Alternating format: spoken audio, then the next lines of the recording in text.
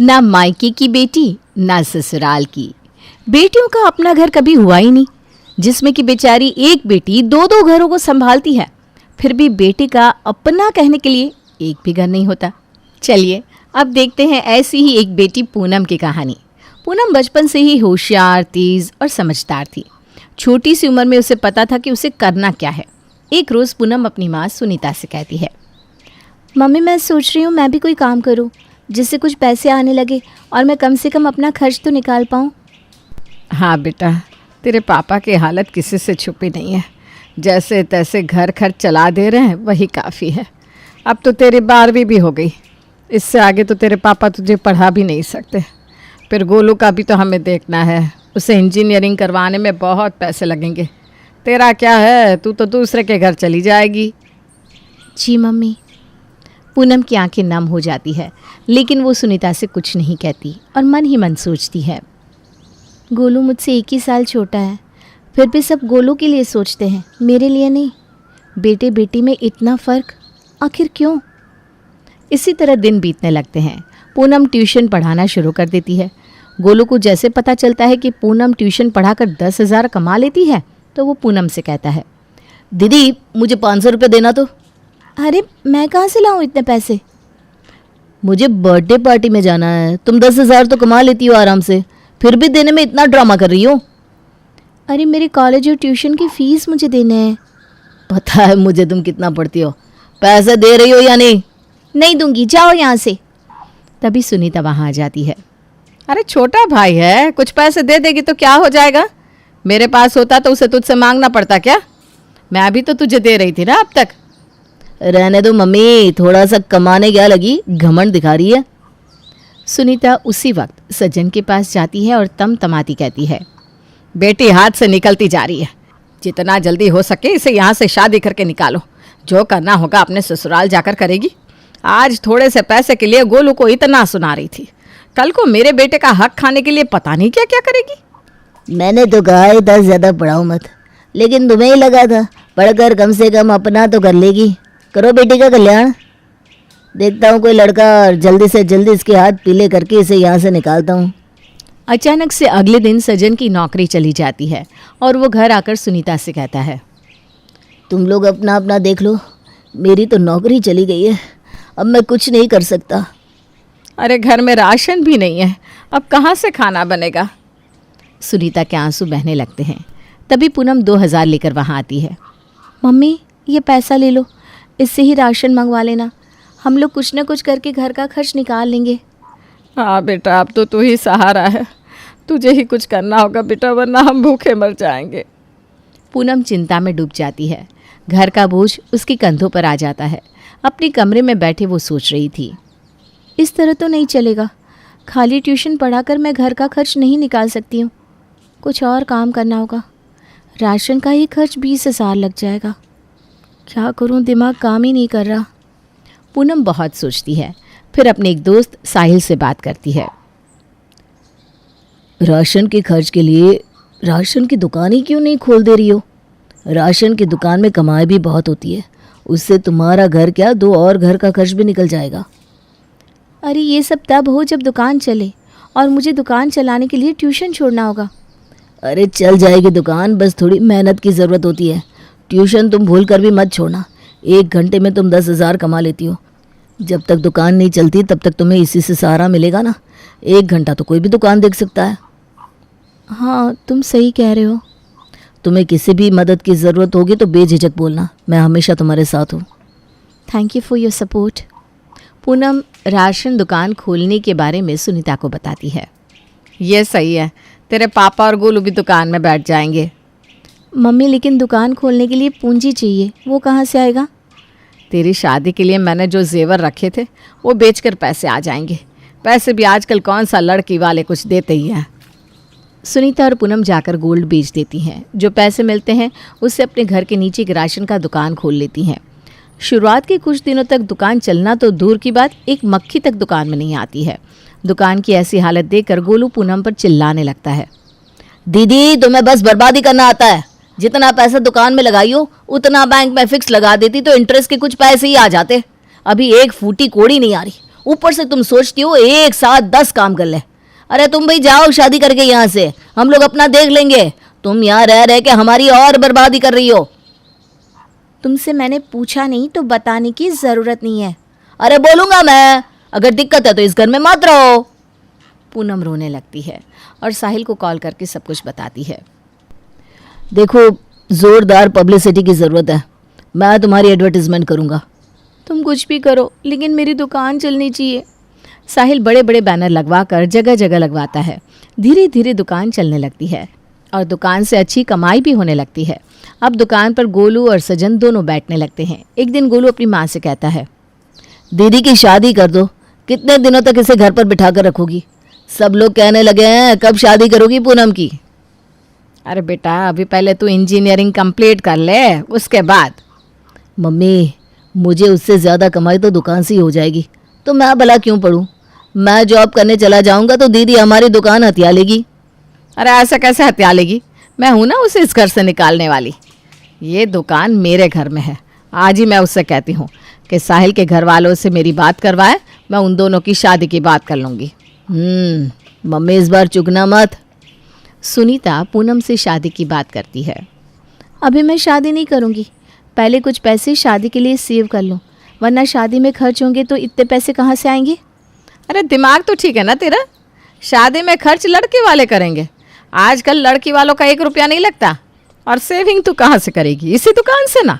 अरे ये दुकान तो मेरे गोलू की है, इसके पैसे उसके भविष्य के लिए सेव करूँगी मैं। अरे तो पागल हो गई है क्या? लव मैरिज में क्या खर्च? इतना ही है तो कोर्ट मैरिज कर ले। ये क्या बात हुई? इस दुकान में मेरा भी हक है मम्मी। तभी वहाँ गोलू आ जाता है। हक? अरे कोई हक नहीं है तुम्हारा इस घर पे, दुकान पे, सब कुछ मेरा है। तुम जहाँ जाओगी वो घर तुम्हारा होगा। तुम बीच में मत बोलो, मैंने कितना कुछ करके इस दुकान को चलाया है। अरे तू कोई एहसान नहीं कर दिया? तुम भी यहीं रहती हो, यहीं खाती पीती हो। कहीं और रहती तो घर का भाड़ा लगता। तुझे क्या यहाँ मुफ्त में रख के रखे हैं? काम क्या है तुम्हारा? जिस परिवार के लिए पूनम ने इतना कुछ किया, वो परिवार वाले पूनम को इतना कुछ सुनाएंगे, उसने सपने में भी नहीं सोचा था। पूनम को इसकी एक ज़रा भनक नहीं थी। उसका मन पूरी तरह से टूट जाता है और वो साहिल को कॉल करके सब कुछ बताती है। पूनम, तुम अपने आंसू पोंछो, मैं अभी आ रहा हूँ और हम कोर्ट मैरिज करेंगे। मुझे अब फ़र्क नहीं पड़ता कौन क्या कहता है। मैंने कभी नहीं सोचा था कि मेरी शादी ऐसे होगी। साहिल और पूनम कोर्ट मैरिज कर लेते हैं। पूनम को ऐसा करता देख उसका पति सजन कहता है, तुम मेरे घर में कतई नहीं आओगी। नाक कटवा दी तुमने मेरी। इतना ही तुम्हें शादी करने का शौक था, मुझे कह देती, मैं करवा देता तुम्हारी शादी। मेरे चेहरे पर कालिक पोत दी तुमने। अब मैं किसी कीमत पर तुमसे रिश्ता नहीं रखूंगा और ना ही कोई और तुमसे रिश्ता रखेगा। पापा मेरी बात तो सुनिए। अरे निकल जाओ यहाँ से, कुछ नहीं सुनना मुझे। पूनम को संभालते हुए साहिल कहता है, तुम अपना मन क्यों छोटा करती हो? हम अपनी नई दुनिया बसाएंगे, तुम मेरे घर चलो। आंखों में सपने लिए पूनम साहिल के साथ उसके घर जाने के लिए निकल पड़ती है। ससुराल पहुंचती ही जैसे ही साहिल की माँ रजनी दरवाज़ा खोलती है, पूनम को देखकर दंग रह जाती है और बेटे को एक तमाचा मारते हुए कहती है, बेशरम कहीं का, किसी को भी उठाकर मेरी बहू बना कर ले आएगा। तुझे शर्म नहीं आती क्या? इस घर में इसके लिए कोई जगह नहीं है। ए लड़की, मेरे घर में घुसने की हिम्मत भी मत करना, निकल यहाँ से। मम्मी जी, अब तो हमने शादी कर ली है, मैं कहाँ जाऊंगी? साहिल, जिस घर से आई है इसे वहीं छोड़ कर आ। माँ, पूनम मेरी पत्नी और इस घर की बहू है, ये अब यहीं रहेगी और पूनम जाएगी तो मैं भी इसके साथ यहाँ से चला जाऊँगा। बेटे के मुंह से ऐसा सुनकर रजनी के कान खड़े हो जाते हैं और बेटे के मुंह में कहती है, नहीं, तुम कहीं नहीं जाओगे बेटा, पर ये लड़की मुझे एक आंख पसंद नहीं है। बस तेरी खुशी के लिए मैं इसे इस घर में आने दे रही हूँ, याद रखना। माँ, मुझे चलेगा, तुम बस इसे इस घर में रहने की परमिशन दे दो। पूनम और साहिल घर में आ जाते हैं। रजनी अंदर अंदर कुढ़ रही होती है और मन ही मन सोचती है, मैं इस लड़की को निकाल कर रहूँगी, पर मैं निकालूंगी तो साहिल को तकलीफ होगी। अगर ये खुद चली जाए तो सोने पे सुहागा। इधर साहिल बाजार चला जाता है और पूनम अपने कमरे की सफाई कर रही होती है। रजनी उसके कमरे में जाकर कहती है, ये मेरे बेटे का कमरा है, तुम्हें कुछ भी करने की ज़रूरत नहीं है। तुम यहाँ कुछ दिनों की मेहमान हो। ये मेरे पति का घर है, मैं यहाँ से कहीं नहीं जाने वाली। वो तो वक्त ही बताएगा। रजनी अपने साहिल के सामने तो शरीफ बन जाती और पीछे से पूनम को टॉर्चर करने लगती। अगले दिन सुबह 5 बजे ही रजनी पूनम के कमरे का दरवाज़ा बजाने लगती है। खुद को इस घर की बहू बताती हो? कौन सी बहू इतनी देर तक सोई रहती है? सूरज सर पर चढ़ आया है, नहा धोकर रसोई में आओ। जी जी मम्मी जी। पूनम झटपट नहाकर रसोई में आती है और रजनी कहती है, तुम मेरे लिए एक नौकरानी हो। मेरे बेटे को पसंद आ गई हो तुम। कुछ दिनों तक तुम्हारे साथ रहकर मन भर जाएगा तो तुम्हें अपनी ज़िंदगी से निकाल फेंकेगा। सबके लिए चाय बना कर लाओ और नाश्ते में मूंग दाल की कचौड़ी, पनीर सोयाबीन की सब्जी और साथ में खीर बना लो। साहिल के पापा कम मिर्ची खाते तो उनके लिए अलग सब्जी बना देना। जी मम्मी जी। मुझे मम्मी जी नहीं मैडम कहो, समझी? पूनम आंसू बहाने लगती है। लड़की होना इस दुनिया में श्राप है। एक औरत ही दूसरी औरत की दुश्मन बन जाती है। मेरा अपना कहने को कुछ भी नहीं है, न मायका अपना है न ससुराल। पूनम चाय बनाकर सबको देती है, फिर नाश्ता बनाकर देती है। कचौड़ी खाकर रजनी कहती है, इतना बेकार खाना बनाया है कि पूछो मत। एक तो बिना दहेज के तुम्हें इस घर में रखा है, ऊपर से इतना खराब खाना बनाया है। मायके से यही सीख कर आई हो? बेटा साहिल, तुमने क्या देखकर इससे शादी की? इससे अच्छी तो काम वाली होती है। बहू जैसे एक भी लक्षण नहीं है इसमें। माँ लेकिन खाने में कमी क्या है? मुझे तो ठीक लग रहा है। हाँ, तुझे तो लगेगा ही ना। रजनी जी, अब इसे कुछ मत बोलिए। समय के साथ जब इसका मन भर जाएगा तो खुद समझ जाएगा। रजनी और धर्म जी के खाने के बाद साहिल कहता है, पूनम, तुम मेरे पास हो, किसी की बातों का बुरा मत मानो। मैं तुम्हारे साथ हूँ ना। तुम साथ हो तभी तो मैं जिंदा हूँ। इसी तरह दिन बीतते जाते हैं। एक रोज़ साहिल को शहर से बाहर जाना पड़ता है। पूनम, कुछ भी होगा तो मुझे कॉल कर देना। मैं 2 दिन के लिए ऑफिस के काम से जा रहा हूँ।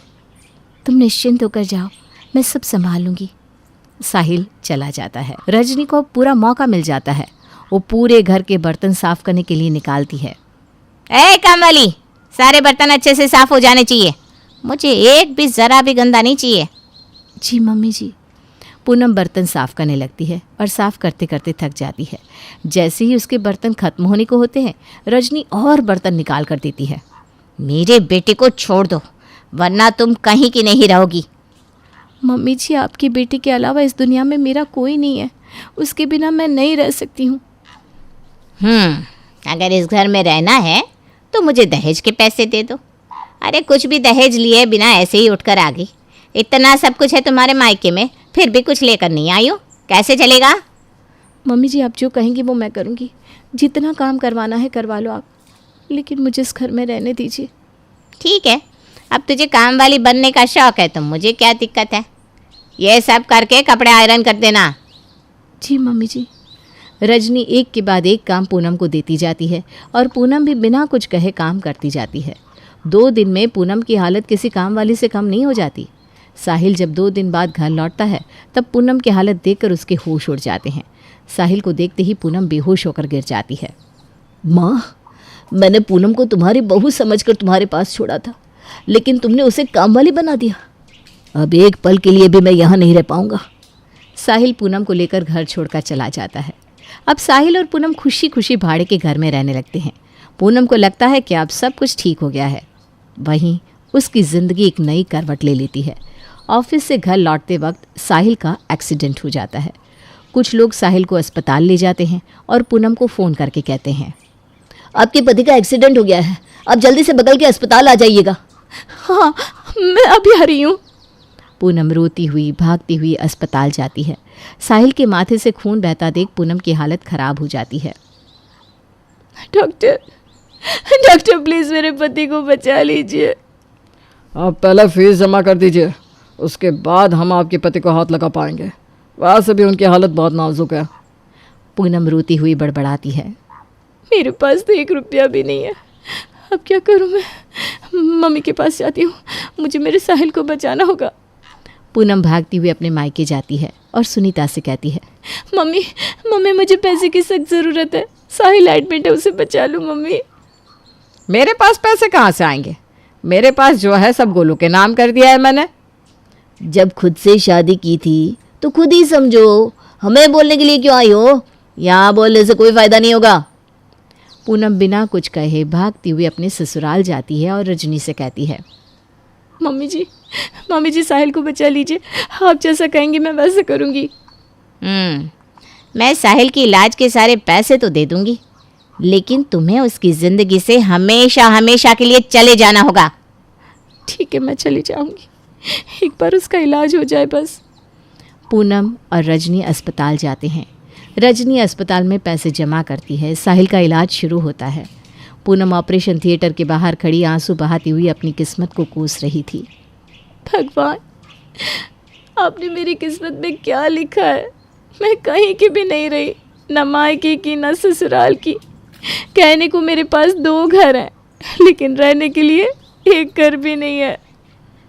साहिल को होश आ जाता है और दूर से ही उसे देखकर पूनम एक चिट्ठी लिखकर अपनी सास को देती है और कहती है, मम्मी जी, मैं हमेशा के लिए जा रही हूँ, आप ये साहिल को दे देना। हाँ चली जाओ तुम। अब हम अपने बेटे की शादी धूमधाम से किसी पैसे वाले घर में करेंगे। इलाज में जितने पैसे लगे हैं सब हमें मिल जाएंगे, इतना तो दहेज मिलेगा ही। पापा जी, मुझे बोलते हुए शर्म आ रही है। आपके जैसा अधर्मी आदमी मैंने नहीं देखा। नाम धर्म होने से कुछ नहीं होता। आप तो अपने बेटे को दहेज के लिए बेच रहे हैं। पूनम सब कुछ छोड़कर हमेशा के लिए चली जाती है।